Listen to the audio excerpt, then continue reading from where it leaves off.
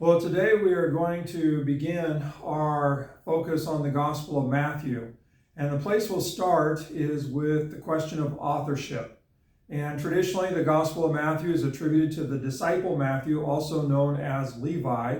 There's nowhere where the Gospel is signed, like all four Gospels. They're technically anonymous. But the early church ascribed the Gospel of Matthew to Matthew, the disciple, and there's really no rival tradition that somebody else wrote it.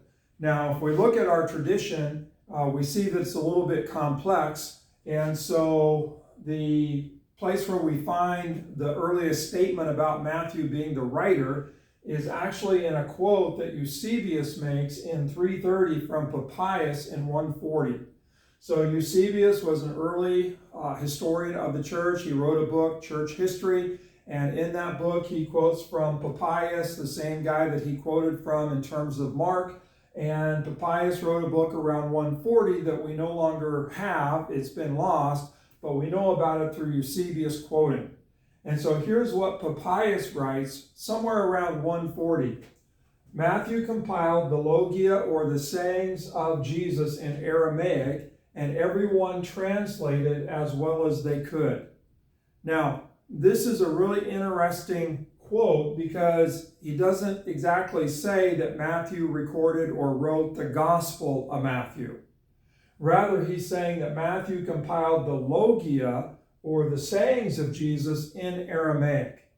So logia is not a word that would normally be used to refer to a gospel. A gospel is a narrative. Logia, sayings. And so the Gospel of Matthew includes a lot of sayings of Jesus, a lot of the teachings of Jesus, but we wouldn't classify the whole gospel as simply the logia of Jesus.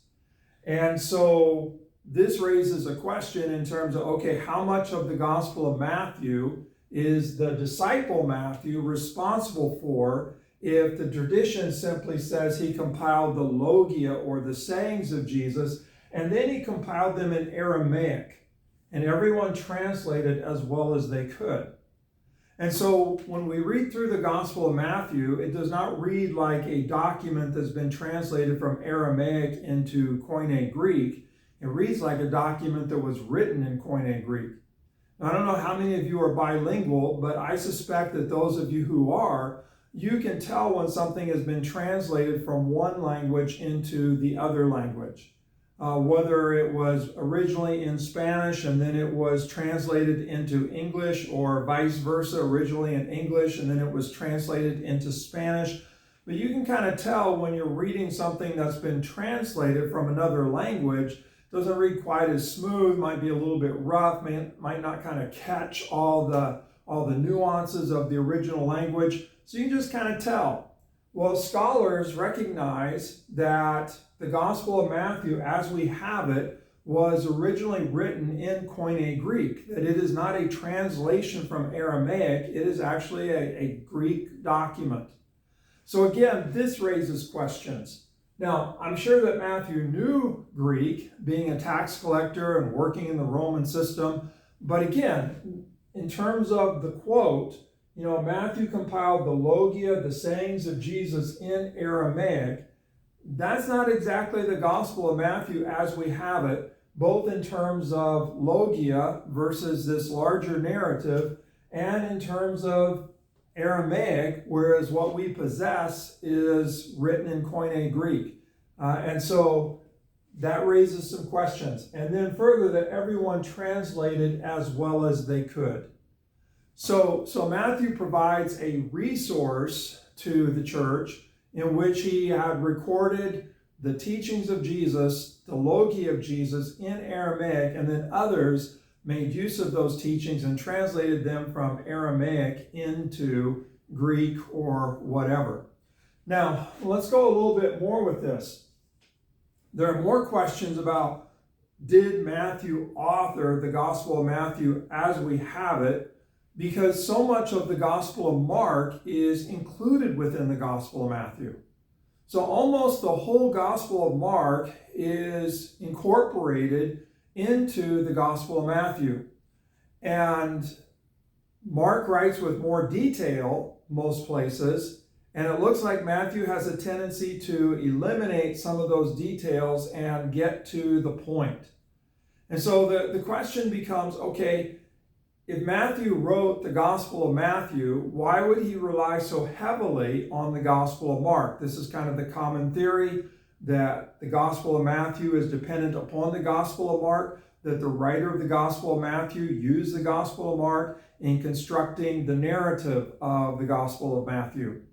So that raises the question, why would Matthew, an eyewitness, rely upon the writing of Mark, who's actually getting his material from Peter, as Matthew writes his gospel? And so some would argue that this is all evidence that Matthew, the disciple, did not write the Gospel of Matthew.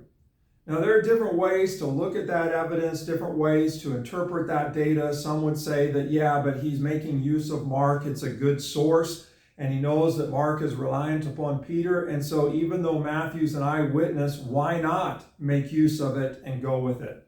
Possibility.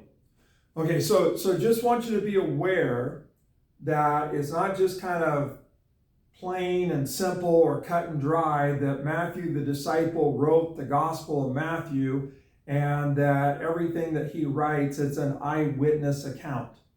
Okay, in fact, we don't really meet Matthew until we're deep into the Gospel, chapter 9, I believe it is, to where we have the calling of Matthew. And so we have 8 chapters, including the Sermon on the Mount, before we actually have the introduction of Matthew into the Gospel. Here's the way I think about it, and I'm not trying to impose this upon you at all. I just know that you have questions, and I have questions, and this is kind of where I've landed with it. That the writer of Matthew was most likely, and from my perspective, a disciple of Matthew the disciple.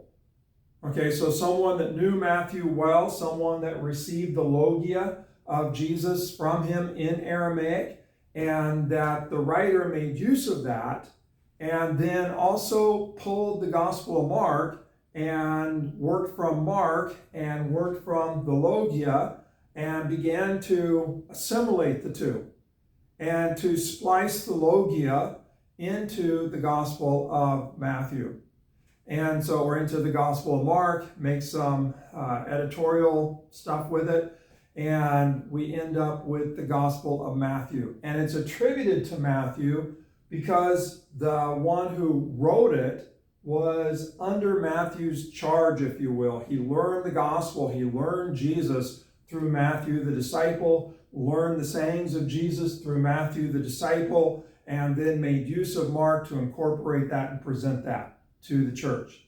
Now, we'll unpack this a little bit more, but just want you to kind of begin to use your imagination a little bit, that if this is what indeed Matthew did, then how does that connect with the Gospel of Matthew that is attributed to him? And the way that makes the most sense to me is that the writer of the Gospel was well acquainted with Matthew, was under his charge, under his tutelage, that he learned Jesus through Matthew the disciple. And he learned the sayings of Jesus through Matthew the disciple. And then he took those and he translated those best he could, making use of the Gospel of Mark to provide the narrative framework to present Jesus to a particular audience dealing with some particular things. We'll talk about that in a moment, but let me go ahead, take a break here, and erase the board. Well, before I fully erase the board, I wanted to call one more thing to your attention, and that is the possibilities or the hypotheses regarding where these logia might be within the Gospel of Matthew. And so there's 3 main hypotheses. The question is, okay, if the Gospel of Matthew contains the logia or the sayings of Jesus that came from the disciple Matthew, where are they? What are they? And so there's 3 main hypotheses. One is that it would be the 5 discourses. Now, the Gospel of Matthew has the teachings of Jesus arranged in 5 major discourses. They are the Sermon on the Mount, and then you have the instructions for sending out the 12, and then you have the parables of the kingdom, and then we have the discourse on community discipline, the way the church should work, and especially in dealing with trouble. And then you have what's referred to as the eschatological discourse. Now, we'll look at these in a little bit more detail later, but some would say that these are the logia, that these teaching blocks of Jesus arranged in 5 discourses, that would be the logia that Matthew recorded, that this disciple of Matthew took and spliced into the narrative of the Gospel of Mark. So one possibility. A second possibility is that within the Gospel of Matthew, there are 12 fulfillment quotations. These fulfillment quotations, Matthew says something to the effect of, this fulfills what was spoken through the prophet, and then the quote. Okay, and that happens 12 times. That's unique to the Gospel of Matthew. And so some have made the case that perhaps this is what is being referred to in terms of the logia of Jesus. Okay, and then the third possibility is what's referred to as Q. Now, we haven't talked much about Q, haven't probably talked at all about Q, but Q is a hypothesis that there is a written source that both Matthew and Luke made use of that we don't know. Nobody's ever found it. It's just a hypothesis. Why this hypothesis? Because there are sayings of Jesus in the Gospel of Matthew and the Gospel of Luke that Mark does not have. And so the question is, okay, if Matthew and Luke have the same sayings and yet Mark doesn't have them, how did Matthew and Luke get them?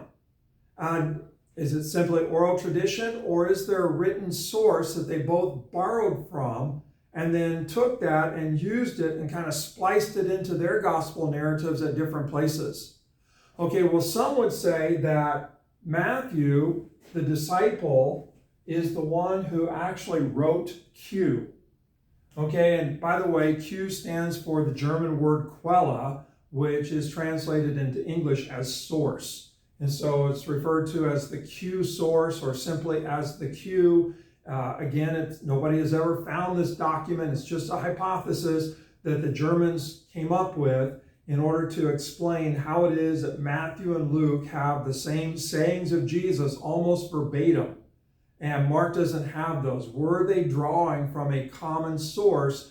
Just like if 2 of you are writing a research paper on the same subject and you draw from the same source and include the same quotes in your paper, but you place your quotes in different places. Okay, you're drawing from a common source. And so some think that that's what Matthew and Luke were doing. And then some go so far as to say, well, wait a minute, maybe Matthew is actually the author of this source and that Luke was borrowing from Matthew's compilation of the logia of Jesus. So possibility, we don't know, but just hypotheses that are out there. And again, not trying to discredit the authorship of the Gospel of Matthew, or that Matthew is the apostolic authority behind the Gospel of Matthew, but it may be more like, the situation with Mark, where Mark himself was not the eyewitness, but Mark was relying upon Peter's eyewitness account of Jesus.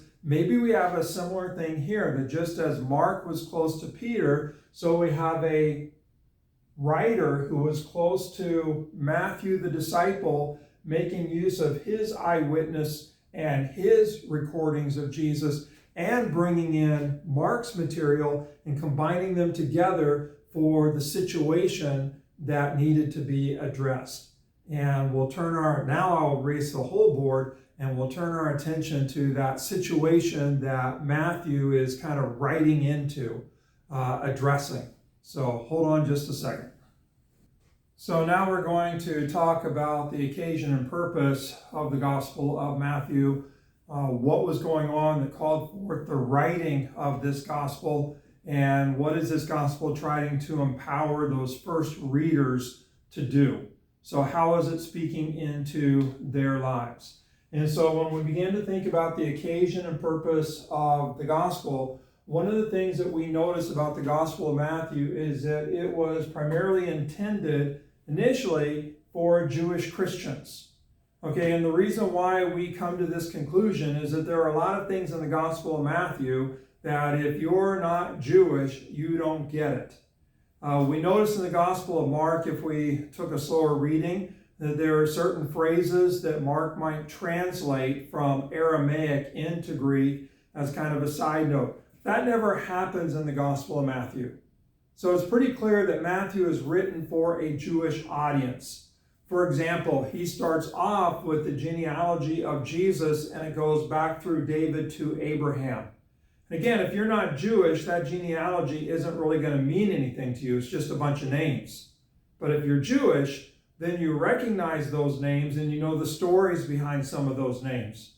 Okay, so a Jewish person is going to get this, whereas a Gentile reader would just kind of go over their head until they do more research and kind of learn the story. The 5 discourses. Right off the bat, a Jewish reader is going to think, well, wait a minute, there are 5 books of Moses, and there are 5 books of David within the Psalms, or the Psalms, the Psalms are divided into 5 books. They're kind of largely attributed to David. And so you have the Torah, 5 books of Moses. You have the Psalms, 5 books of David. And so this practice of kind of arranging scriptures into blocks of 5, a Jewish person is going to pick up on that and realize that what Matthew is doing is saying that Jesus has the authority of Moses, that he's kind of the new Moses. Okay, and so there's a number of things like that, the fulfillment quotations that we just mentioned. Again, those scriptures are going to mean something to a Jewish audience. And so we could go on, but just, for example, Matthew has more references to the Old Testament than the other Gospels. Okay, why would he so appeal to the Old Testament? Well, he's writing for a Jewish audience who is steeped in the Old Testament. Okay, and so it's significant. So we believe that because of what we find in the Gospel of Matthew, that Matthew is writing particularly for Jewish Christians. Okay, he's writing for Jews who have become believers in Jesus. We don't see this so much as an evangelistic document to where, hey, you're going to give this to all your Jewish friends and try to have them read it and convince them that Jesus is the Christ. Probably not going to happen that way. Okay, they didn't mass produce this material. Okay, but rather what's likely the case is that he's writing for Jewish Christians who gather together in synagogues and churches, and they hear the Gospel of Matthew, and it equips them for dealing with the pushback that they're getting from their Jewish families, from their Jewish communities, their Jewish constituency. And so, written for Jewish Christians and the purpose is to empower them to live faithful to Jesus against Jewish pushback for believing in Jesus. In other words, if you're Jewish and you become a believer, a follower of Jesus, and you're confessing that Jesus is the Christ, the Messiah, the Anointed One, and it's through him that God's kingdom comes, your Jewish community, your Jewish family, they're going to think you're crazy. And they're going to push back against you and tell you that, well, you've got it all wrong. You're making a serious mistake here, believing in this Jesus guy. And some of the things that they're going to tell you is that he can't be the Messiah because he broke Torah, that he broke the Sabbath. And so there's no way that Jesus is our Messiah. You're badly mistaken. Okay, and what Matthew emphasizes, what Jesus emphasized in his ministry, and that Matthew highlights, is that Jesus didn't come to abolish the law, he came to fulfill the law. And so right off the bat, as Matthew begins to tell the story of Jesus and give us the teachings of Jesus, we get the Sermon on the Mount. It begins in chapter 5 with this emphasis that Jesus' teaching is what fulfills the law. He's not abolishing it. He's actually giving us the proper interpretation for the law that everyone should live under. Okay, Jesus was crucified. Okay, nowhere were they expecting that the Messiah would be crucified. And so the cross of Jesus for the larger Jewish community, that becomes the evidence that Jesus was not the Messiah. No way he could be the Messiah. He was crucified. Okay, but Matthew combats that by talking to us about how Jesus needed to be crucified, but even more the resurrection. The resurrection vindicates that no, because he's risen from the dead, he really is the Messiah. We were wrong in our expectations. The resurrection vindicates that Jesus is the Messiah, and it's through him that we have salvation. Okay, and then the third major pushback item would be that the Christian movement was becoming more and more Gentile.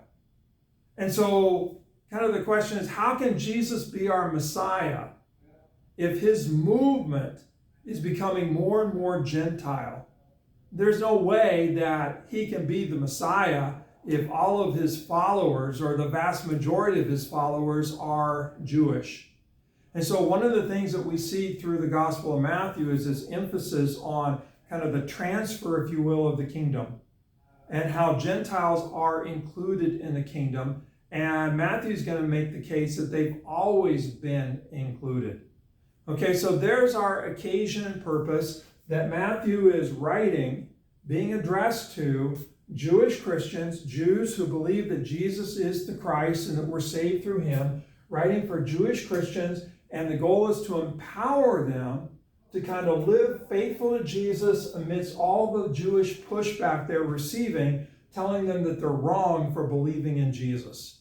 Matthew is trying to equip them, empower them, so that they can live faithful and so that they can respond. And they have an answer to the pushback. Now, that's the main purpose. Okay, some would go a little bit further and say, okay, probably Matthew's Jewish community is also getting some pushback from the Gentile Christian movement, telling them that they're too strict or that they're too bound to their Jewish heritage and customs. Okay, and one of the things that is emphasized throughout the Gospel of Matthew is righteousness. And so righteousness is kind of this line, if you will, this thread maybe that kind of cuts through the pushback that they get from both sides. And so in terms of Jesus, breaking Torah, no, he calls for a righteousness that exceeds that of the scribes and the Pharisees. And in terms of maybe Gentile pushback saying that you are too strict, that you need to kind of loosen up, and that there needs to be, quote unquote, more grace to your gospel. Again, okay, there's grace, but this grace is to empower us to live righteous lives. And so righteousness, living righteous, the righteousness of the kingdom, is a key element in Matthew's gospel for kind of navigating the different pressures that this community is under, especially from Jewish Christians, from Jewish non-believers, but perhaps also from Gentile Christians who are trying to convince the Jewish church that they need to loosen up a little bit. And no, the constant emphasis on the righteousness that Christians are expected to practice needs to surpass that of the scribes and the Pharisees. Okay, so you got your occasion and purpose, and we're going to go ahead and shift gears, and I'll end this lecture, and then we'll begin looking at some texts in Matthew that I think will illustrate some of this.